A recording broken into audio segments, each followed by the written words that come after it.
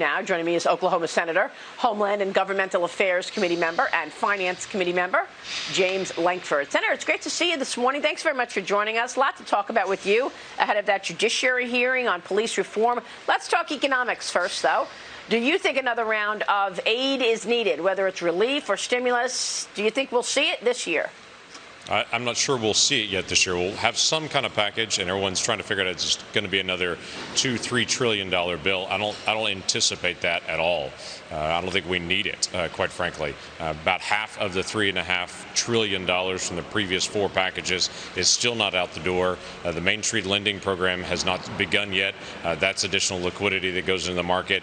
We've got a lot of the state and local funding that has been allocated to the states, but they've actually not given it out at this point. So a lot of the money has not even gone out the door yet, and people are talking about a next package. There's a pause at this point to be able to wait and see the effect of that. We'll know more by the end of July, but we don't know yet at this point how much is going to be needed. We are grateful the economy is reopening and people are starting to open back up again across most of the country. Yeah, that makes a lot of sense what you're saying. But let me ask you this. From what you've seen in terms of the reopenings, in terms of what has been hit hardest in this shutdown, are you more poised to give more money to cities and states or small business, community banks? Where do you see the most need right now, knowing that, of course, you are still watching to see the impact of the CARES Act? Yeah, cities and states, we don't know yet all the impact on it. Obviously, a lot of states, their Medicaid bills were very, very low for a couple of months. That's millions and millions of dollars they didn't spend. And so they're all talking about what they didn't receive in revenue, but we don't know yet what they also didn't spend during that time period as well. So we're trying to get the balance of that. And when I look at small businesses and other areas, we've extended the Paycheck Protection Program on that. We still have $100 billion left in that Paycheck Protection Program that has not been tapped yet by small businesses and nonprofits, and so we're going through still watching that because a lot of that money is still available and has not been tapped yet. One of the hardest parts are going to be older workers that have other health care issues, trying to be able to find a time for them to be able to get back to work.